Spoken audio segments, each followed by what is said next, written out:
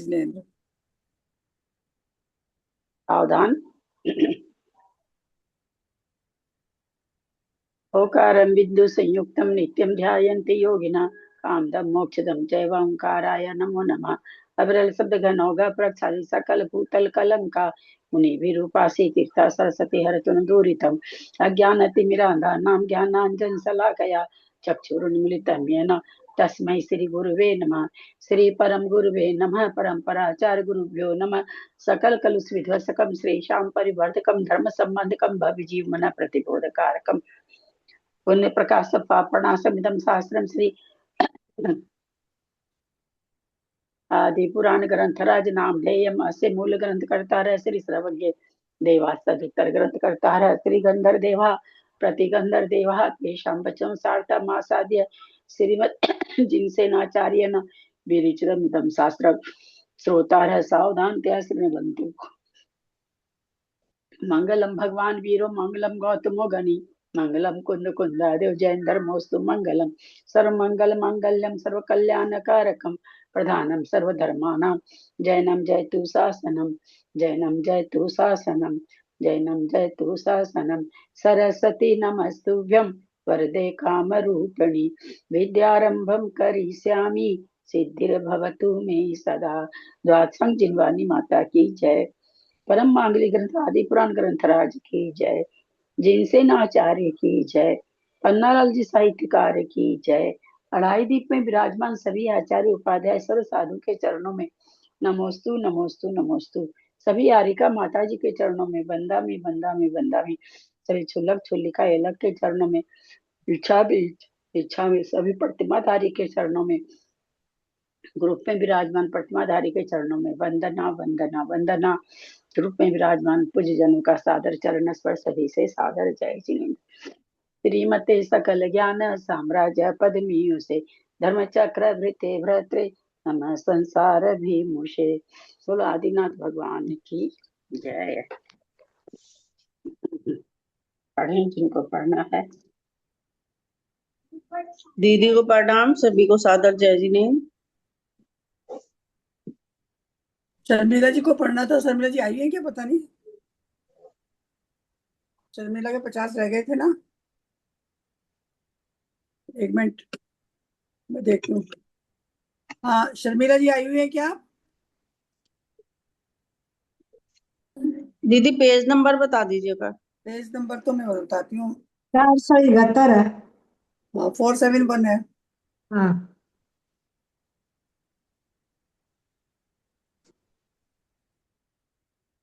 अगर बोलेंगे तो फिर ये पढ़ लेंगी। मंजू जी दिल्ली पढ़ लेंगी। मंजू है दिल्ली वाली। है। हाँ तो फिर तुम पढ़ लो। शर्मिला आएंगी तो वो 50 पढ़ लेंगी। तो आप पढ़ लो। ये नंबर है 471 पे। ये 288 के बाद में पढ़ना है आपको। हाँ मैं पढ़ रही हूँ त्रिशा भाभी। अच्छा अच्छा ठीक है फिर ठीक है।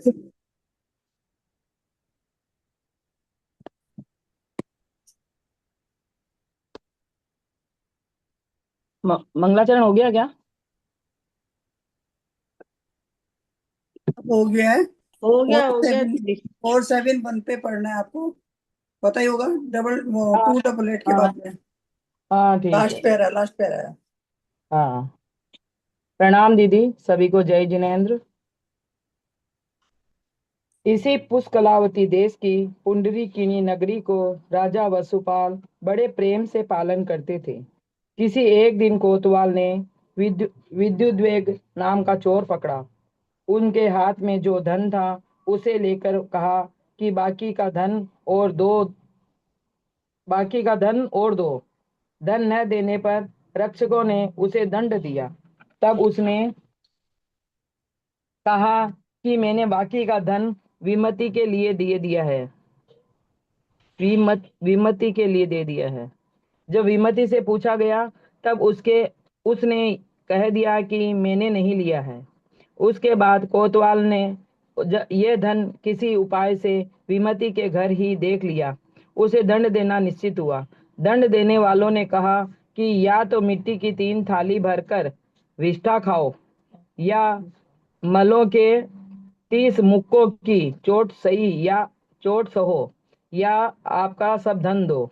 जीवित रहने की इच्छा से उसने पूर्वोक्त 3 दंड सहे और अंत में मरकर नरक गति को प्राप्त हुआ। राजा ने एक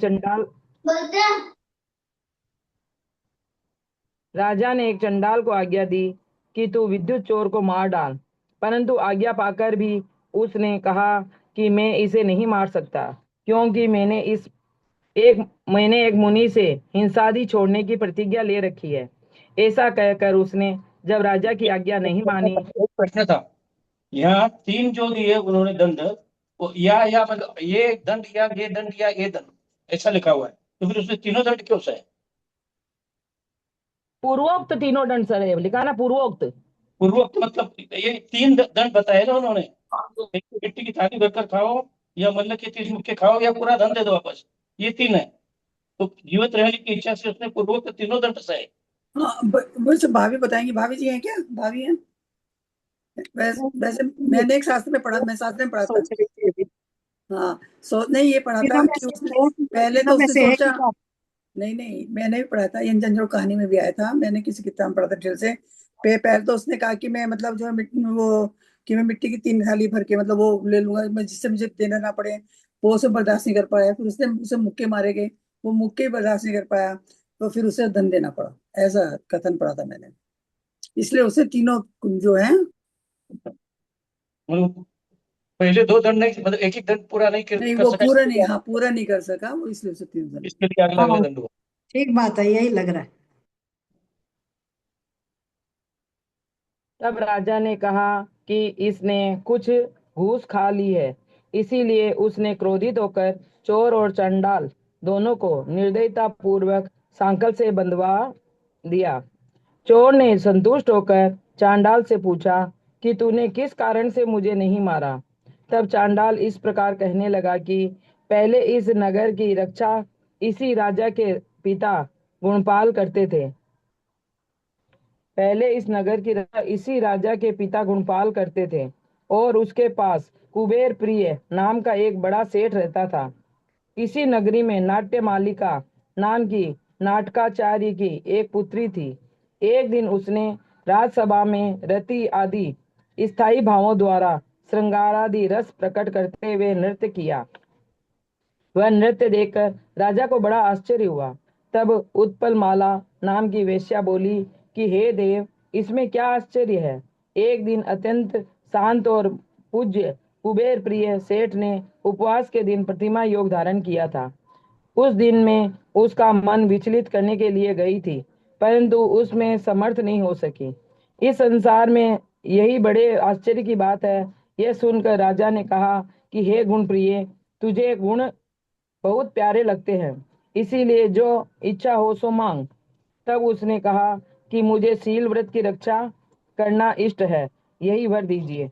राजा ने यह वर उसे दिया और उस दिन से उसने शील व्रत ग्रहण कर लिया।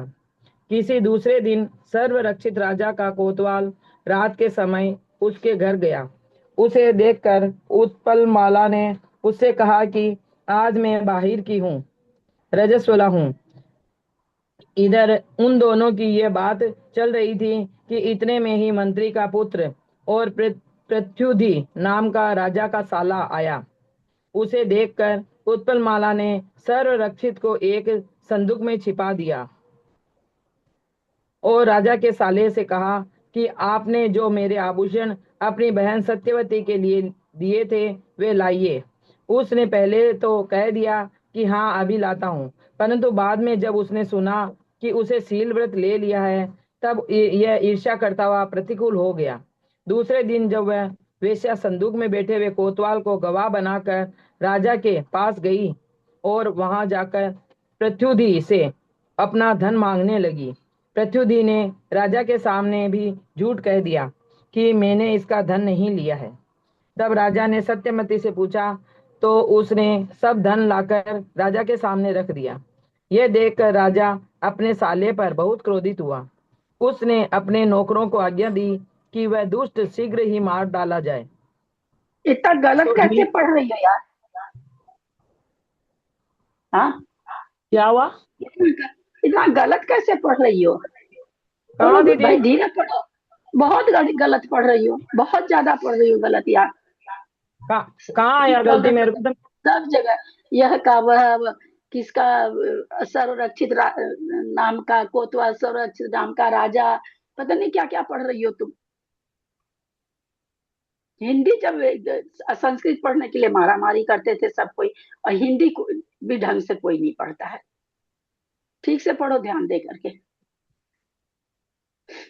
उसे देखकर उत्पलमाला ने सर्वरक्षित को एक संदूक में छिपा दिया और राजा के साले से कहा कि आपने जो मेरे आभूषण अपनी बहन सत्यवती के लिए दिए थे वे लाइए। उसने पहले तो कह दिया कि हाँ अभी लाता हूँ, परंतु बाद में जब उसने सुना कि उसने शील व्रत ले लिया है तब वह ईर्ष्या करता हुआ प्रतिकूल हो गया। दूसरे दिन वह वेश्या संदूक में बैठे हुए कोतवाल को गवाह बनाकर राजा के पास गई और वहां जाकर प्रत्युधि से अपना धन मांगने लगी। प्रत्युधि ने राजा के सामने भी झूठ कह दिया कि मैंने इसका धन नहीं लिया है। तब राजा ने सत्यवती से पूछा तो उसने सब धन लाकर राजा के सामने रख दिया। यह देखकर राजा अपने साले पर बहुत क्रोधित हुआ। उसने अपने नौकरों को आज्ञा दी कि वह दुष्ट शीघ्र ही मार डाला वह जाए। नहीं, यह दुष्ट, पहले भी वह पढ़ी थी तुम। कितना अर्थ में अनर्थ हो जाता है ना। वह दुष्ट मतलब कोई दुष्ट और है, उसको शीघ्र मार दीजिए। यह दुष्ट उसके लिए कहा जा रहा है, उस आदमी के लिए जो वहां पर है ना। पहले बार भी तुम वह बोली थी। यही ऐसी छोटी छोटी बहुत गलती पढ़ रही हो, पता नहीं, हम नहीं जानते क्यों तुम लोग इतना गलती पढ़ते हो। तो ठीक ही है, चलो क्योंकि न्याय मार्ग में चलने वाले को वह यह उचित ही है। किसी एक दिन पाठ करते हुए मुनिराज से धर्मशास्त्र सुनकर राजा के मुख्य हाथी को अपने पूर्व भव का स्मरण हो आया। वह अत्यंत शांत हो गया और उसने मांस का पिंड लेना भी छोड़ दिया। यह देख उपायों के जानने वाले सेठ ने हाथी की सब चेष्टाएं समझकर घी गुड़ और दूध मिला हुआ साली चावलों का भात उसे खाने के लिए दिया और हाथी ने भी वह शुद्ध भोजन खा लिया। उस समय संतुष्ट होकर राजा ने कहा कि मैं तुम्हें इष्ट हो सो मांगो, जो तुम्हें इष्ट हो वो सो मांगो। सेठ ने कहा अच्छा, यह वर अभी अपने पास रखिए, पीछे आंटी कभी जी, ले लूंगा। ऐसा कहकर शाली शाली चावलों का भात, शाली चावल माने साली, साली का धान होता है, साली नाम का भी बहुत तरह के धान होते हैं ना, बहुत तरह के चावल होते हैं। तो साली नाम का भी है ना, पूजा में आता ना, साली चावल का अक्षत लेकर ऐसे करके पद हमको याद नहीं रहता हिंदी तंदूर वाला। साली सुगंधती। हाँ वही तो कहते हैं, शाली चावल का नाम तो अपनी पूजा में बहुत जगह आता है। मतलब जहाँ अक्षत का अर्घ आता है ना, वहां पर साली आता है अपनी पूजा में। मतलब बासमती चावल को बोलते हैं। नहीं, बासमती चावल एक अलग जाति हो गई, साली चावल की अलग जाति हो गई। बहुत तरह के चावल होते हैं ना, जैसे बहुत तरह के गेहूं होते हैं, वैसे बहुत तरह के चावल भी होते हैं। ये जाति है, एक साली जाति है, बासमती नहीं है, ये साली जाति है। ये श्लोक नंबर कौन सा पढ़ रहे हैं? 314 खत्म हुआ। ठीक। इसी समय मंत्री का पुत्र मारने के लिए ले जाया जा रहा था। उसे देखकर सेठ को बहुत शौक हुआ और उसने राजा से अपना पहले का रखा हुआ वर मांगकर उस दुराचारी मंत्री के पुत्र को छुड़वा दिया। परंतु मंत्री के पुत्र ने समझा कि मेरा ये तिरस्कार सेठ ने ही कराया है, सो ठीक ही है, क्योंकि पापी पुरुषों का उपकार करना भी सांप को दूध पिलाने के समान है। थोड़ा किसी स्पीड कम रखो ना, कहीं क्या तुम्हारा कुछ है, जल्दी निकलना है क्या तुमको, जल्दी जाना है? थोड़ा सा स्पीड धीरे रखो ना, सब तरह के लोग होते हैं ना ग्रुप में, है ना? थोड़ा सा दीदी स्पीड कम, स्पीड थोड़ा इसमें सा बढ़ा हुआ धीरे है पढ़ो। क्या? मैं तो धीरे ही पढ़ रही हूँ। स्पीड में कभी कभी बढ़ जाता है ना वो सुनने में, वो तो नहीं किया हुआ ना इसमें। ठीक है दीदी, और धीरे पढ़ लेते हूँ। किसी अन्य दिन वह राजा का साला अपनी इच्छा से वन में घूम रहा था। उसे वहां एक विद्याधर से इच्छानुसार रूप बना देने वाली अंगूठी मिली। उसने वह अंगूठी अपने छोटे भाई वसु के हाथ की अंगुली में पहना दी एवं उसका सेठ का रूप बनाकर उसे सत्यवती के घर भेज दिया। और पाप बुद्धि को धारण करने वाला एक प्रत्युधि मिनट, पेज नंबर बता दीजिए ना। 474 थैंक यू। स्वयं राजा के पास जाकर बैठ गया। सेठ का रूप धारण करने वाले वसु को देखकर राजा ने कहा कि यह सेठ असमय में यहाँ क्यों आया है। उसी समय प्रत्युधि ने कहा कि अपने आप को नहीं जानने वाला यह पापी काम रूपी अग्नि से संतप्त होकर सत्यवती के पास आया है। इस प्रकार उसने कहने से राजा ने परीक्षा किए बिना ही उसी प्रत्युधि को आज्ञा दी कि तुम सेठ को मार दो। सेठ उस दिन अपने घर पर ही प्रतिमा योग धारण कर वस्तु स्वरूप का चिंतन कर रहा था। प्रत्युधि ने उसे वहीं कसकर बांध लिया और जो अपराध उसने किया नहीं था, लोगों में उसकी घोषणा करता हुआ उसे शमशान की ओर ले गया। वहां जाकर उस पापी ने मारने के लिए चांडाल के हाथ में सौंप दिया। चांडाल ने भी यह राजा की आज्ञा है ऐसा समझकर उस पर तलवार का मजबूत प्रहार किया। परंतु क्या ही आश्चर्य था कि श्री अरिहंत परम देव के भक्त और शील व्रत पालन करने वाले उस सेठ के वक्षस्थल पर वह तलवार का प्रहार मणियों का हार बन गया। बिना परीक्षा किए उस सेठ को दंड देने से नगर में ऐसा बड़ा भारी उपद्रव हुआ कि जिससे उस सबका क्षय हो सकता था, सो ठीक ही है। क्योंकि सज्जन पुरुषों के वध से क्या नहीं होता है। राजा और नगर के सब लोग यह उपद्रव देखकर भय से घबराए और उसी सेठ की शरण में जाने के लिए शमशान की ओर दौड़े। जब सब उसकी शरण में पहुंचे तब कहीं वह उपद्रव दूर हुआ। स्वर्ग में रहने वाले देवों ने बड़े आश्चर्य से शील व्रत के प्रभाव का वर्णन कर उस सेठ की पूजा की। जिसके मन भय से उद्विग्न हो रहे हैं, ऐसे राजा आदि ने सेठ से कहा कि हम लोगों ने परीक्षा किए बिना ही कार्य किया है, अतः आप हम सबको क्षमा कर दीजिए। ऐसा कहने पर क्षमा धारण करने वालों में श्रेष्ठ सेठ ने कहा कि यह सब हमारे पूर्वोपार्जित अशुभ कर्म के उदय से ही हुआ है। निश्चय से इस विषय में आपको कुछ भी विषाद नहीं करना चाहिए।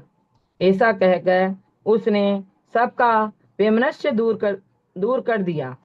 तदनंतर सब लोगों के द्वारा आगे किए हुए पूज्य सेठ कुबेर प्रिय ने बड़ी विभूति के साथ नगर में प्रवेश किया। इस प्रकार समय व्यतीत होने पर वैभवशाली राजा ने वारिसेना नाम की इसी सेठ की पुत्री अपने पुत्र वसुपाल के लिए ग्रहण की। किसी अन्य दिन राजा ने सभा के बीच सेठ से पूछा कि ये धर्म आदि चारों पुरुषार्थ परस्पर एक दूसरे के विरुद्ध है अथवा नहीं।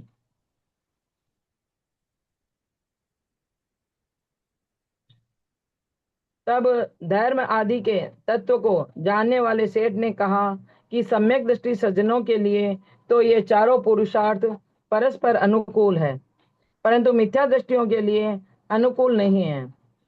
सेठ के इन वचनों से राजा बहुत ही संतुष्ट हुआ। उसने सेठ से कहा कि मैं तुम्हें जो तुम्हें इष्ट हो मांग लो, मैं दूंगा। तब सेठ ने कहा कि मैं जन्म मरण का क्षय चाहता हूँ। इसके उत्तर में राजा ने कहा कि ये दोनों तो मेरे साध्य नहीं है। तब वेश्यवर सेठ ने कहा कि अच्छा, मुझे छोड़ दीजिए, मैं स्वयं उन दोनों को सिद्ध कर लूंगा।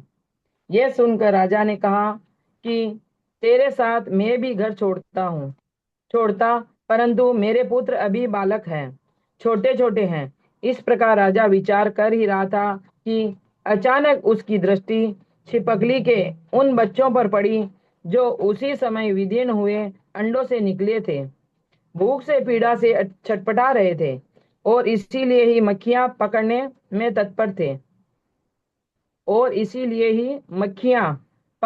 तत्पर थे उन्हें देखकर राजा सोचने लगा कि मैं अपनी आजीविका के उपाय तो सभी जीव बिना किसी के उपदेश के अपने आप अच्छी तरह जानते हैं। अपनी अपनी आजीविका के उपाय तो सभी जीव बिना किसी के उपदेश के अपने आप अच्छी तरह जानते हैं।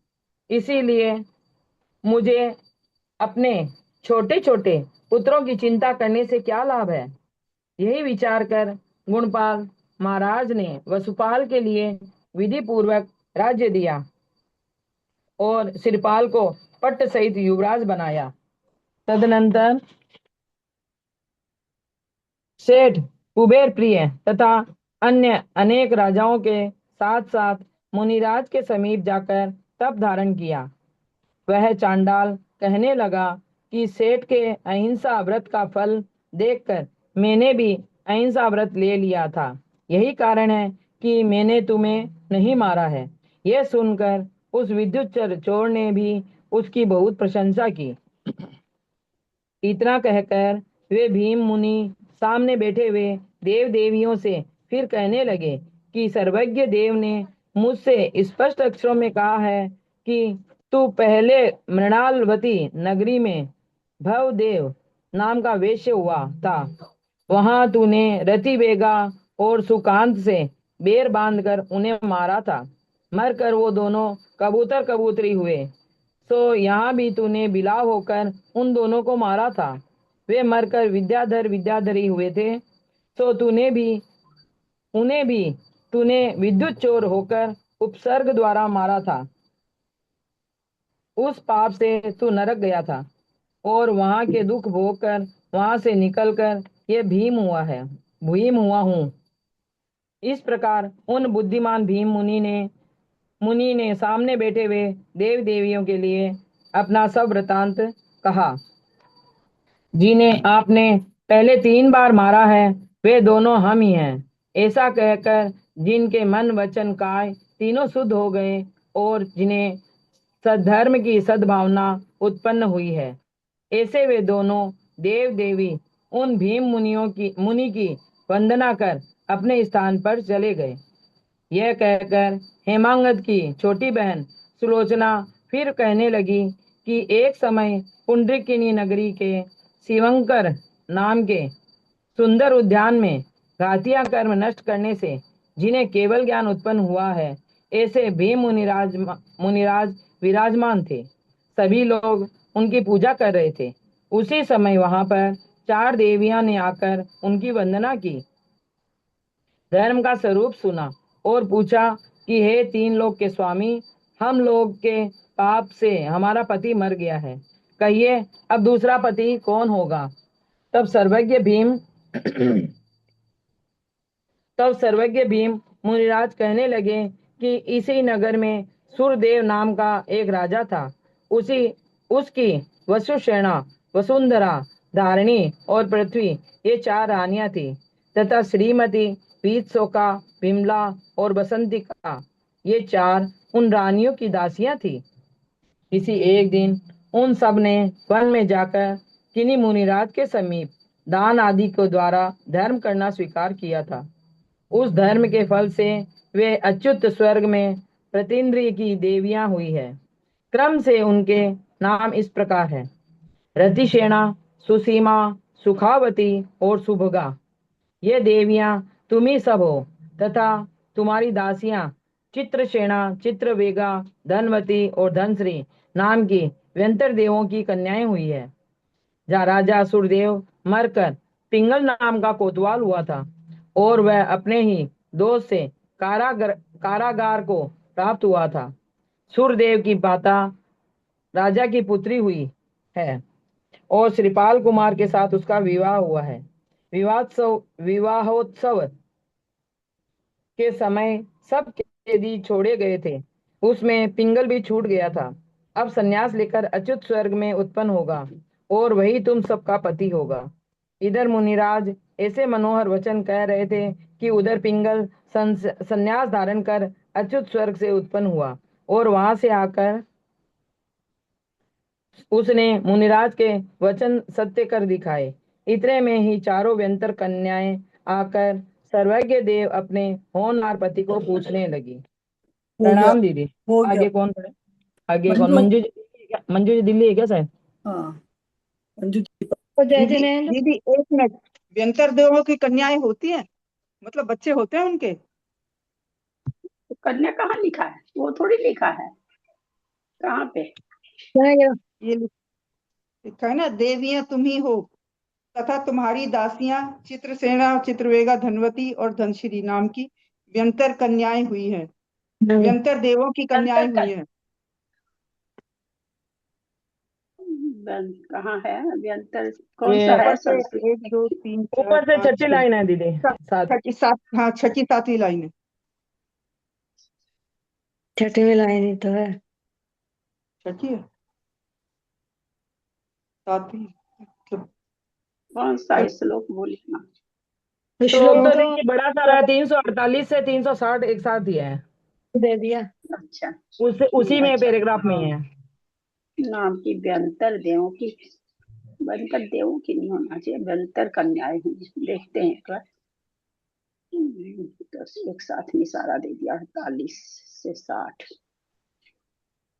मेरी किताब में लिखा वन देव लिखा हुआ है, वो तो बात एक हुई क्या? वंदे तो अलग है। वन देव लिखा हुआ। वन देवेशु कन्या, कन्या कहा। वन देव की कन्याएं आई। वन देवेशु कन्या ये लिख रखा है, कन्या का। देवेश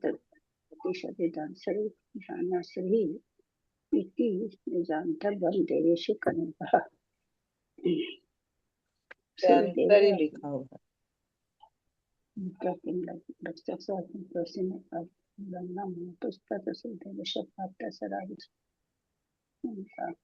व्यंतर देवेशु लिखा है। मैं अभी आई।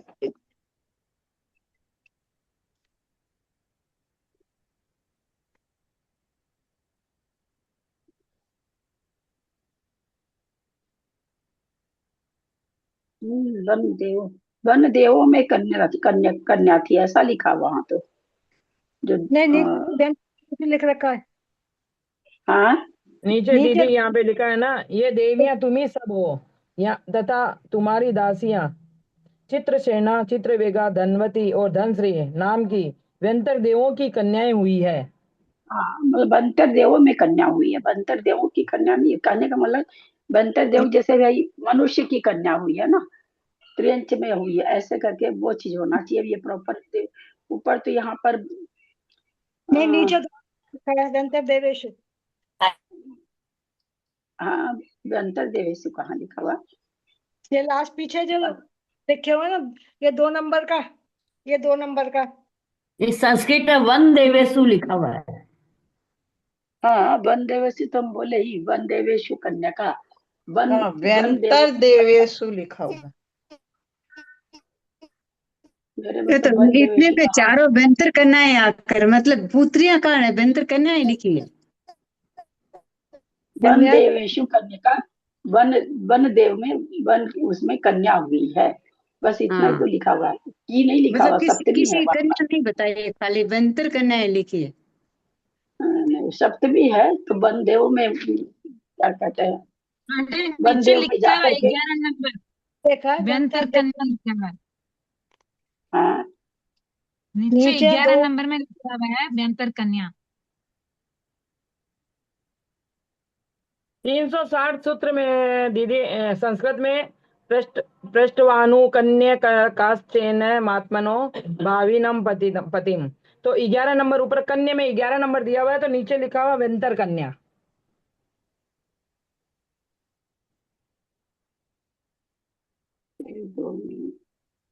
नीचे फुटनोट है ना दीदी, उसमें है। ये मैं देख ली हूँ भाई, मैं दूसरा वन देवेशु कन्या कहा, 2 में वन देवेशु, नीचे क्या दिया, बंतर देवेशु, ठीक है। फिर आगे क्या दिया है? हाँ, पूर्व रक्षक। तीसरा में क्या दिया? तलवार, तलवार। चौथा विवाह समय, ग्रहणे, ग्रहणे तो विवाह समय।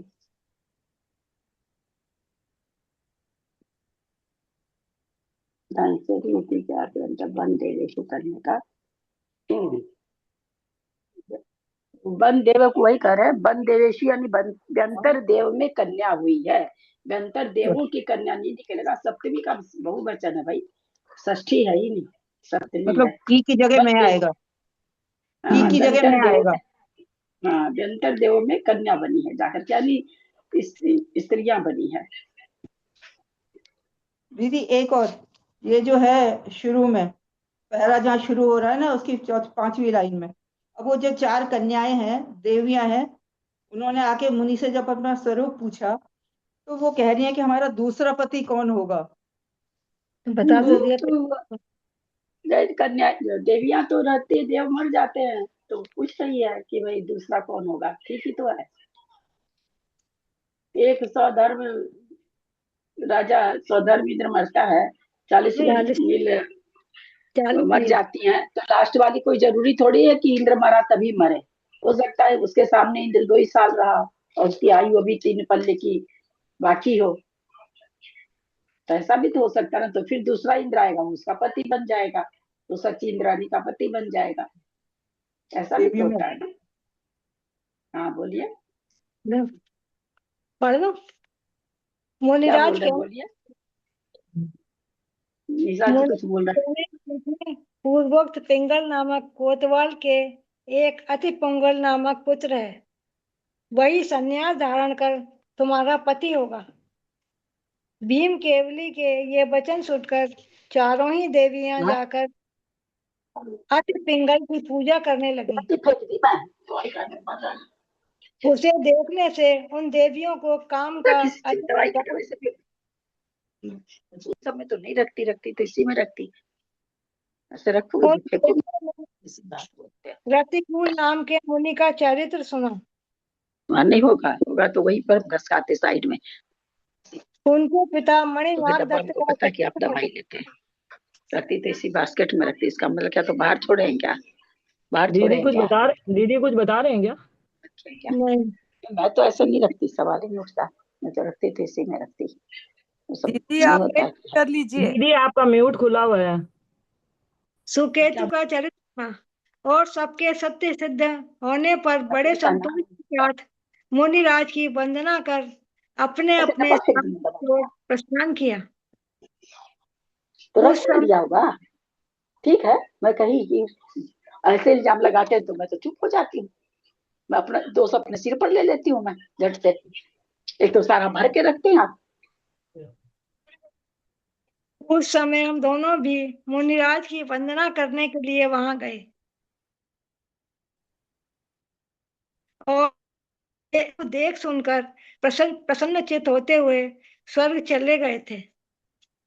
इस प्रकार अपने द्वारा उपार्जन किए हुए शुभ अशुभ कर्मों के उदयवश जिसे ऊंची नीची अवस्था प्राप्त हुई और जिसने अपने दांतों की फैलती हुई किरणों से समस्त स्वभाव को सुशोभित कर दिया है, ऐसी सुलोचना ने सब सभासद सदों को क्रमबद्ध, मान्य, मनोहर, स्पष्ट, असखलित, मधुर, अविरल और आकुलता रहित वचनों द्वारा अपने पूर्व भाव की परंपरा कह सुनाई।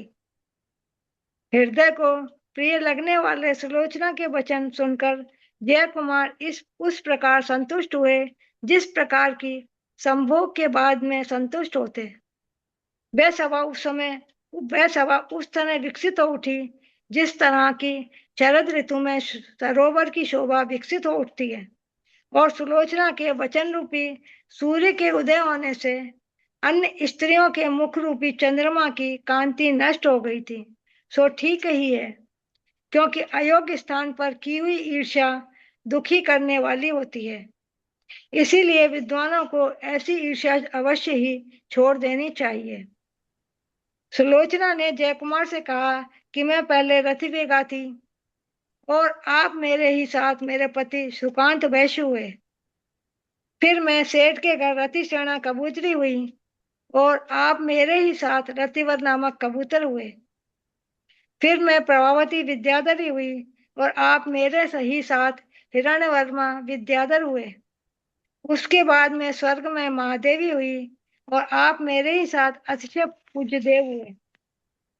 इस प्रकार जय कुमार प्रिया के मुख रूपी कमल के रस में भीगे हुए मनोहर, पूर्ण और विस्तार युक्त वचनों को अपने कर्ण रूपी पात्र में रखकर उसके द्वारा कहे हुए अन्य वृतांत को सुनने की इच्छा करने लगा। तो ठीक ही है, क्योंकि कामी पुरुष स्त्रियों के रसीले वचनों से कभी तृप्त नहीं होते हैं। इस प्रकार आश नाम से प्रसिद्ध भगवद गुण भद्राचार्य विरचित त्रिषष्टि लक्षण महापुराण संग्रह के हिंदी भाषानुवाद में जय कुमार और सुलोचना के भवांतर वर्णन करने वाला 46वां पर्व समाप्त हुआ। इसमें 4 भव आए हैं ना, 4 भव के साथ दोनों हैं। हाँ, ये पहले भी कहा था सुलोचना ने, ये 3 भाव का तो अभी अब चौथा भाव। 4 चौथा आ गया नहीं रे मैं। चार भाव तो बता दिए, खुद का भाव तो 5वां हुआ ना। नहीं वो कुछ जयकुमार चौथा भव आ गया ना, 5वां तो जयकुमार आए हैं, 5वां जय कुमार है। 5वां यह जयकुमार है।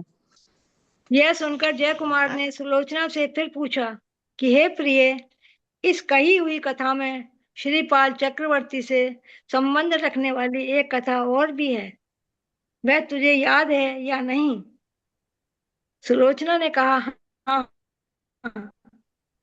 सौभाग्यशाली श्रीपाल चक्रवर्ती कथा तो मुझे ऐसी याद है मानो मैंने आज ही देखी हो। यह कहकर वह उसकी कथा कहने लगी।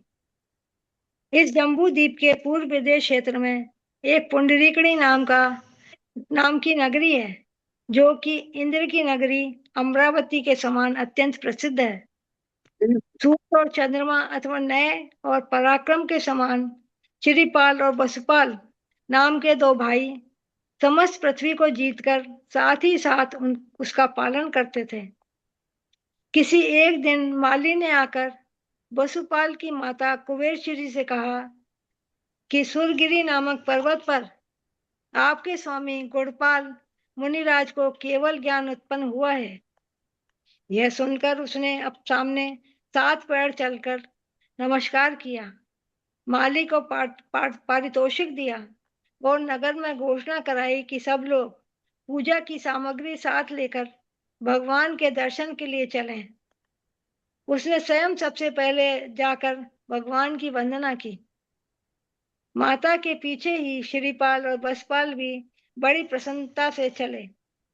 मार्ग में वे उत्तम वन में पहुंचे, जो कि अच्छे अच्छे वृक्षों से सुंदर था और जिसमें देवता की प्रतिमा से युक्त किसी बट वृक्ष के नीचे खड़े होकर महाराज जगतपाल चक्रवर्ती ने संयम धारण किया था। उसी वृक्ष के नीचे एक दर्शनीय नृत्य हो रहा था। उसे दोनों भाई बड़े आदर से देखने लगे। देखते देखते कुमार श्रीपाल ने कहा कि यह स्त्री का वेश धारण कर पुरुष नाच रहा है और पुरुष का वेश धारण कर स्त्री नाच रही है। यदि यह स्त्री के ही वेश में नृत्य करती तो बहुत ही अच्छा नृत्य होता। श्रीपाल की यह बात सुनकर नटी मूर्छित हो गई। उसी समय अनेक उपायों से नटी को सचेत कर कोई स्त्री उस होनहार चक्रवर्ती श्रीपाल से विनय पूर्वक इस प्रकार कहने लगी कि सुरम्य देश के श्रीपुर नगर के राजा का नाम श्रीधर है, उसकी रानी का नाम श्रीमती है, उसकी जयवती नाम की पुत्री है। उसके जन्म के समय ही निमित्त ज्ञानियों ने कहा था कि वह चक्रवर्ती की पटरानी होगी और उस चक्रवर्ती की पहचान यही है कि जो नट और नटी के भेद को जानता हो वही चक्रवर्ती है। हम लोग उसी की परीक्षा करने के लिए आए हैं। पुण्योदय से हम लोगों ने निधि के समान इच्छानुसार आपके दर्शन किए हैं। मेरा नाम प्रिय रति है। यह पुरुष का आकार धारण कर नृत्य करने वाली मदन वेगा नाम की मेरी पुत्री है और स्त्री का वेश धारण करने वाले यह बासव नाम का नट है। यह सुनकर राजा ने संतुष्ट होकर उस स्त्री को योग्यतानुसार संतोषित किया। फिर स्वयं अपने पिता की वंदना करने के लिए सुरगिरी नामक पर्वत की ओर चला। मार्ग में कोई पुरुष घोड़ा लाया, उस पर आसक्त चित्त हो श्रीपाल ने सवारी की ओर दौड़ाया। कुछ दूर तक तो यह घोड़ा पृथ्वी पर दौड़ाया, परंतु फिर अपना विद्याधर का आकार प्रकट कर उसे आकाश में ले गया। उस बट वृक्ष के नीचे स्थित प्रतिमा के समीप रहने वाले देव ने उस विद्याधर को ललकारा। देव की ललकार से डरे हुए अशनि वेग नाम के विद्याधर ने अपनी भेजी हुई पाण लघु विद्या से उस कुमार श्रीपाल को रत्नावर्त नाम के पर्वत के शिखर पर छोड़ दिया। देव ने देखा कि उस पर्वत पर रहकर ही उसे बहुत लाभ होने वाला है, इसलिए वह कुमार को साथ लिए बिना ही लौट आया। कुमार भी किसी तालाब में स्नान आदि कर मार्ग में उत्पन्न हुए। परिश्रम को दूर कर बैठे ही थे कि इतने में एक सफेद महल से 6 राजकन्याएं निकल कर आईं और कुमार को यह राजा का पुत्र है ऐसा समझकर यथा योग्य रीत से दर्शन कर अपना समाचार निवेदन करने लगी। उन्होंने अपने गोत्र कुल और नाम आदि बतलाकर कहा कि अशनि वेग नाम के विद्याधर ने हम लोगों को यहाँ जबरदस्ती लाकर पटक दिया है। कन्याओं की यह बात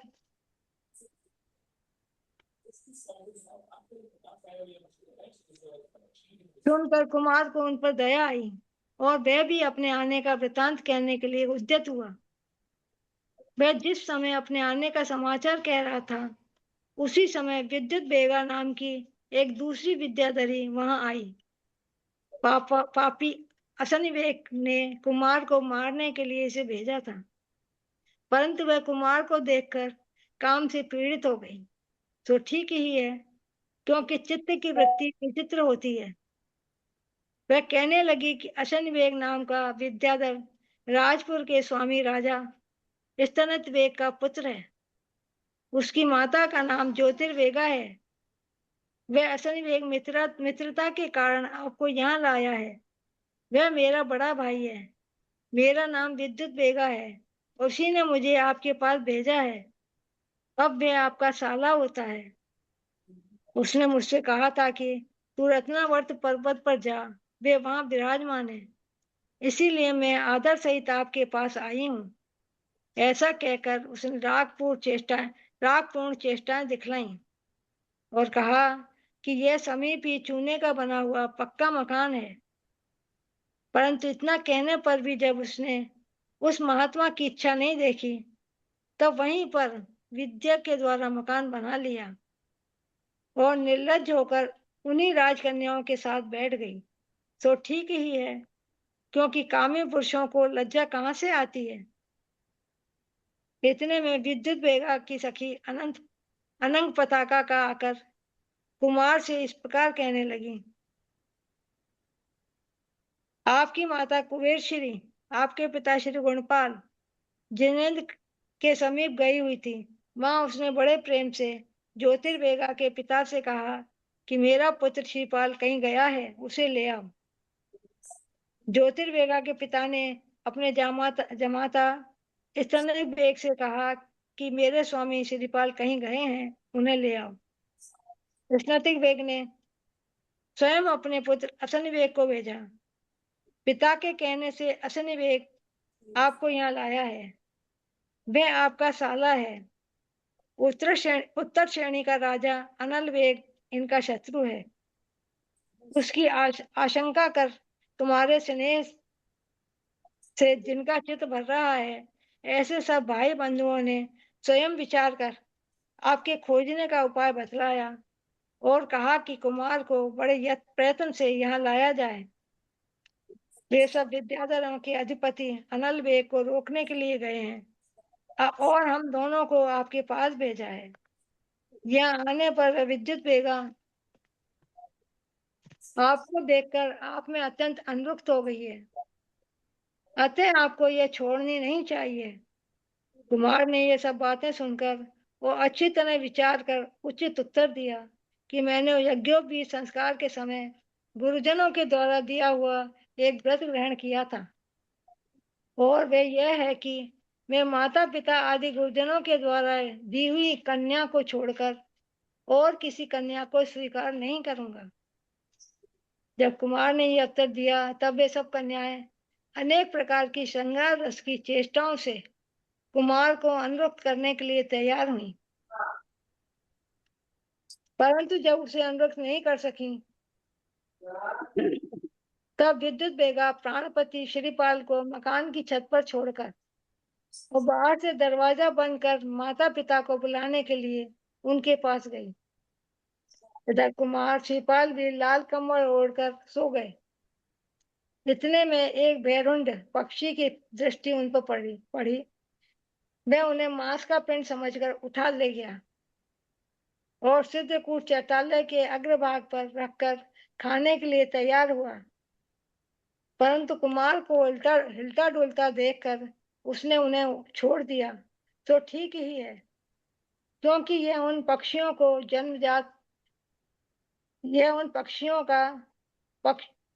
जन्मजात गुण है।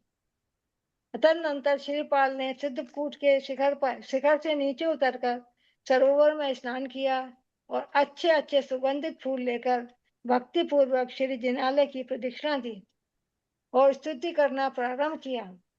उसी समय चैतालय का द्वार अपने आप खुल गया। यह देखकर वह बहुत ही प्रसन्न हुआ और विधि पूर्वक इच्छानुसार श्री जिनेन्द्र देव की पूजा वंदना कर सुख से वहीं पर बैठ गया। इतने में एक विद्याधर सामने आया और कुमार को उठाकर आकाश मार्ग में ले चला। चलते चलते वे मनोरम देश के शिवंकरपुर नगर में पहुंचे। वहां के राजा का नाम अनिल वेग था और उसकी स्त्री का नाम कांतवती। उन दोनों के भोगवती नाम की पुत्री थी। वह भोगवती आकाश में बने हुए स्फटिक के महल में कोमल शैया पर सो रही थी। उसे देखकर उस विद्याधर ने श्रीपाल कुमार से पूछा कि यह कुमारी कौन है। कुमार ने उत्तर दिया कि यह विषम सर्पणी है। श्रीपाल ने इसके ऐसा कहने पर वे विद्याधर क्रुद्ध होकर उन्हें उस कन्या के पिता के पास ले गया और कहने लगा कि यह दुष्ट हम लोगों की कन्या को सर्पणी कह रहा है। यह सुनकर कन्या के पिता ने भी क्रुद्ध होकर कहा कि इस दुष्ट को कठिन तप का भार धारण करने के योग्य किसी सघन वन में छुड़वा दो। राजा के अनुसार उस पापी विद्याधर ने शीत वैताली विद्या के द्वारा सुंदर आकार वाले श्रीपाल को वृद्ध का रूप धारण करने वाला बनाकर विजयार्थ पर्वत की उत्तर श्रेणी के मनोहर नगर के समीप वाले शमशान में पटक दिया। वहां अस्पृश्य कुल में उत्पन्न हुई किसी स्त्री ने अपने जवाई को कुत्ता बनाकर अपनी पुत्री के दोनों चरणों पर खूब लौटाया। फिर इस तरह अपनी पुत्री को अत्यंत प्रसन्न कर फिर उस दुष्टा चांडालिनी ने अपना पुराना रूप कर लिया।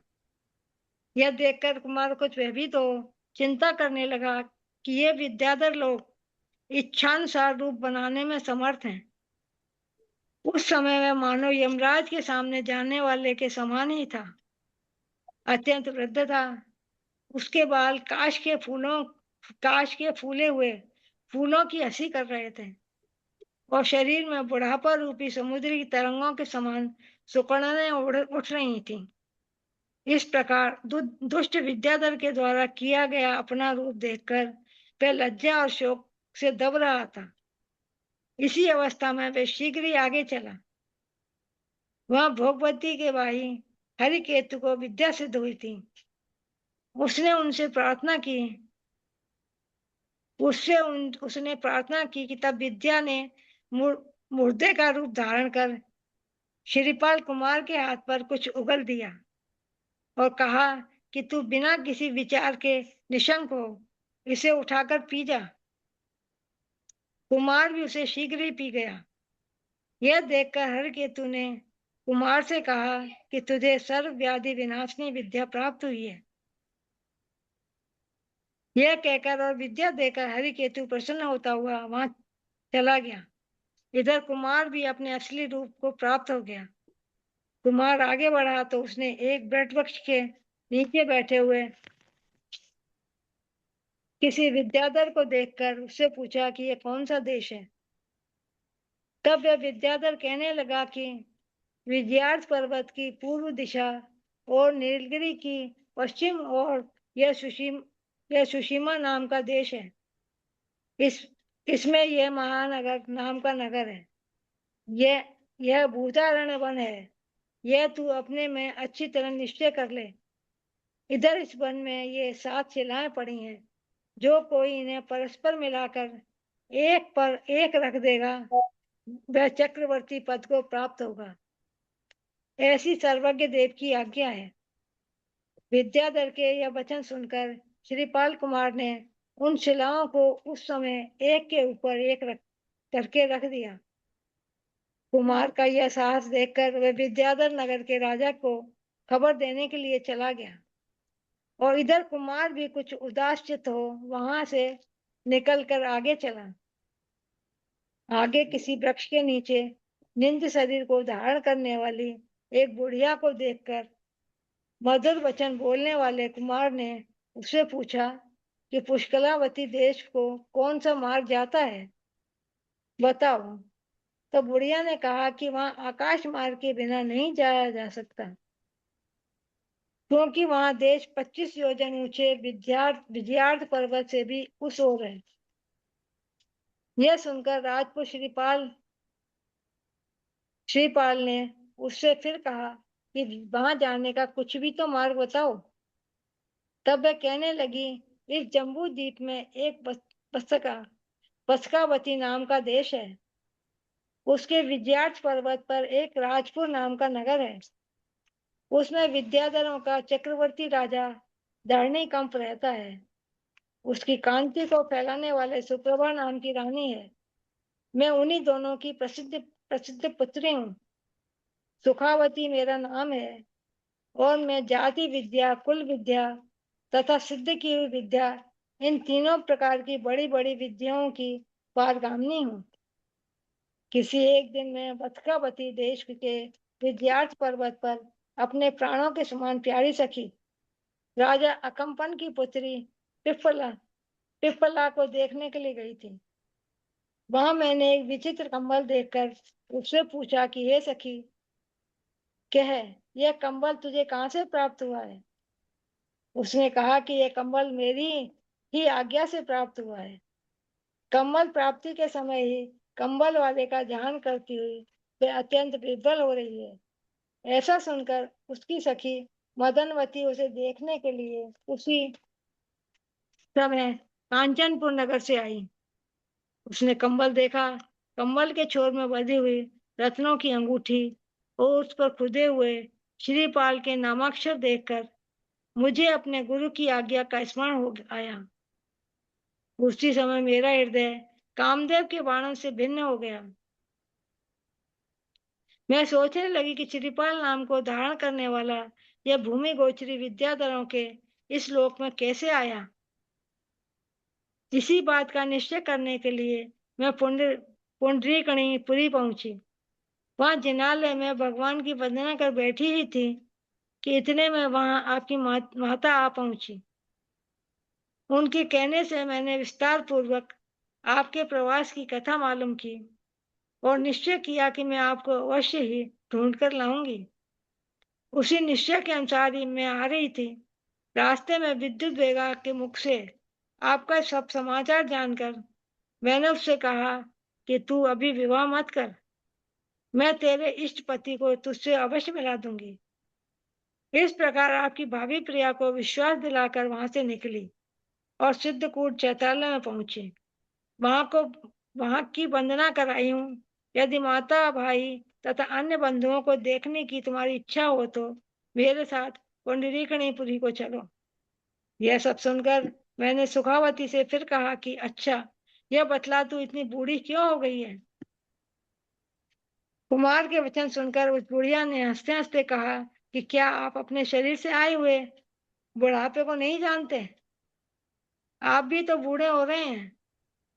कुमार ने अपने शरीर को बूढ़ा देखकर उससे पूछा कि तूने मेरा शरीर इस प्रकार बूढ़ा क्यों कर दिया है? मंजू जी हो गया, आपके 90 हो गए, 10 पहले हो गए थे, हो गया आपका। कल सरिता चेन्नई जी पढ़ेंगे, कल जो है सरिता चेन्नई जी है ना यहाँ पर। सरिता जी ने पढ़ लिया था, उन्होंने पढ़ लिया था अच्छा कल। पढ़ मेरा लिया नाम था। होगा ना, मेरा नाम होगा ना।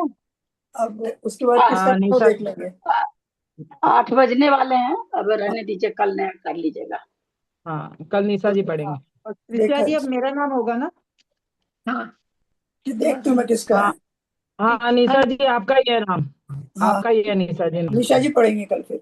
हाँ ठीक है।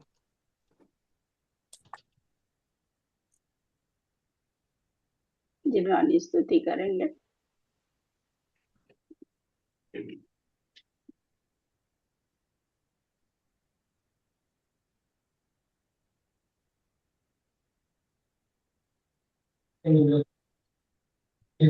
हे शारदे माँ, हे शारदे माँ, अज्ञानता से हमें तार दे माँ। मुनियों ने समझी, मुनियों ने जानी, शास्त्रों की भाषा, आगम की वाणी। हम भी तो जाने, हम भी तो समझे, विद्या का फल तो हमें माता देना।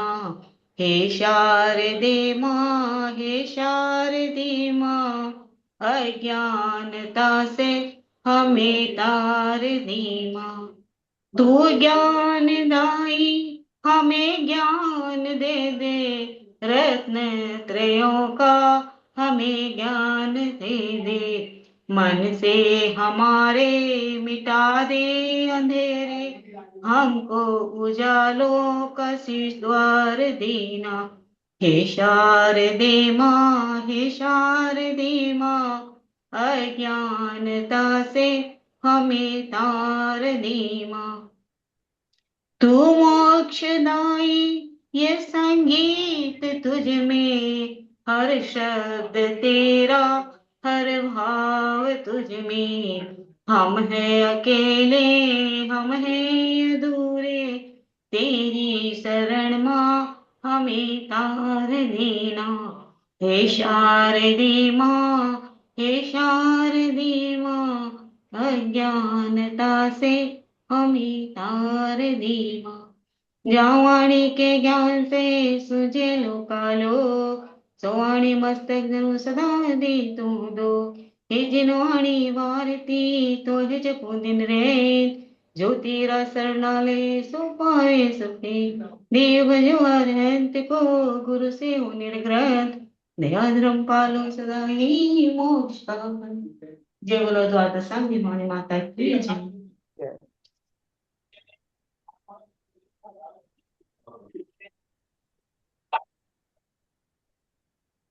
Okay.